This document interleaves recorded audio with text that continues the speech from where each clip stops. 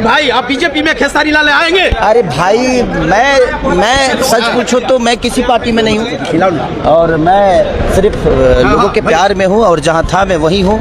बस लोगों का प्यार मिलता रहे, इससे ज़्यादा कुछ नहीं। तो भाई देख लिए ना वीडियो, इसमें जो कि बोल रहा है खेसारी लाल यादव से कि आप क्या बीजेपी में जाना चाहते हैं, तो उस पर जो है खेसारी लाल यादव का सवाल है कि नहीं, हम अब किसी पार्टी में नहीं जाएंगे। और देखिए भाई, वो पहले से आरजेडी में है, वो क्यों बीजेपी में जाएगा। मनोज तिवारी ने बोल दिया है कि खेसारी लाल यादव फिर से बीजेपी में आने वाला है और बीजेपी में अब वो बहुत जल्दी शामिल होगा। ये सब न्यूज़ पर जो कि खूब ज़्यादा तगड़ा में चलता है कि खेसारी लाल यादव आरजेडी छोड़ के बीजेपी में चल गया, खेसारी लाल यादव बीजेपी छोड़ के आरजेडी छोड़ के बीजेपी में चल गया। तो ऐसा बात नहीं है भाई, खेसारी लाल यादव आरजेडी को नहीं छोड़ सकता है। काहे कि देखिए, खेसारी एक यादव है तो वो मरतो यादव के लिए होगा। देखिए भाई, हम कोई जातिवाद नहीं कर रहे हैं, सही बात बोल रहे हैं। खेसारी लाल यादव एक सच का साथ देगा, वो चाहे आरजेडी हो या बीजेपी हो या कोई भी हो, खेसारी लाल यादव एक सच का साथ देता है, सच नेता जो होता है। और हर जगह खेसारी लाल यादव बोलता भी है। आप लोग वीडियो देखे होंगे जिसमें कि बोलता है खेसारी लाल यादव कि सच बोलने वाला कभी